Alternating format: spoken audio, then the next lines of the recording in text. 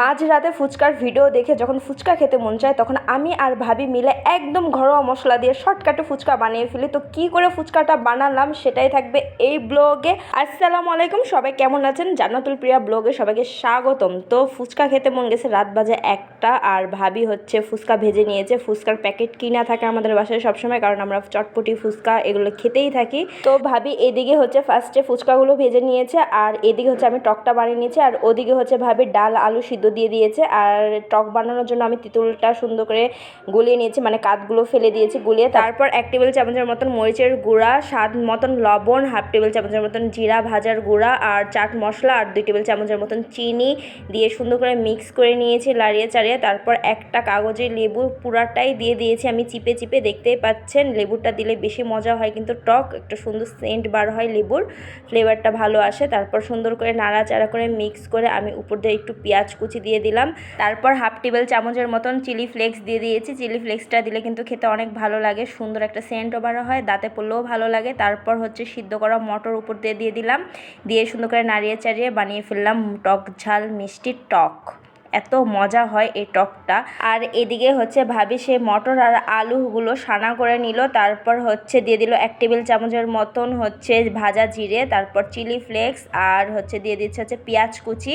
তারপর দিয়ে দিল 1 টেবিল চামচের মতন মরিচের গুঁড়া, স্বাদ মতন লবণ, আর হচ্ছে চাট মশলা।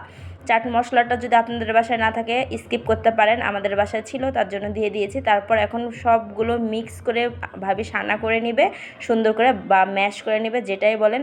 তারপর হচ্ছে যখন ভর্তাটা করা হয়ে গেছে তখন হচ্ছে সে আমার গলিয়ে রাখা টক দিয়ে দিল, টকটা দিয়ে আবার হচ্ছে ম্যাশ করে নেবে। এই তো ভর্তাও হয়ে গেল, টকও হয়ে গেল, ফুচকাও ভাজা হয়ে গেল। ফুচকা বানিয়ে খেতে কি কষ্ট হয় নাকি? একটু সময়ের ভিতরে হয়ে যায়। আমরা বাহিরে 60 টাকায় 1 প্লেট ফুচকা খাই, সেখানে মাত্র 10 পিস দেওয়া থাকে। আর আমরা যদি 60 টাকা ঘরে খরচ করে যদি সুন্দর করে ফুচকা বানিয়ে খাই তাহলে কিন্তু 6-7 জনের খাবার কিন্তু আমরা করে নিতে পারি একদম ইজিভাবে। তো আমরা ফুচকা বানাইছিলাম যেহেতু 1টার দিকে, 1:30 বেজে গিয়েছিল। তো আব্দুলও উঠে গেছে, দেখতেই পাচ্ছেন।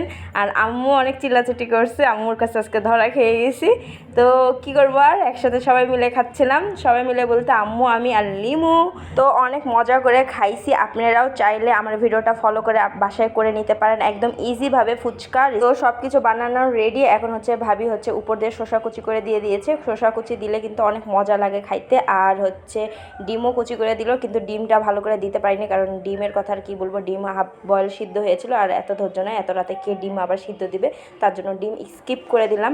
ভাই রে ভাই, কি যে মজা হয়েছিল, আপনারা অবশ্যই ট্রাই করতে পারেন। এত মজা, দেখতেই পাচ্ছেন নিমু কি মজা করে খাচ্ছে, অনেক কিন্তু টেস্টি হয়েছিল।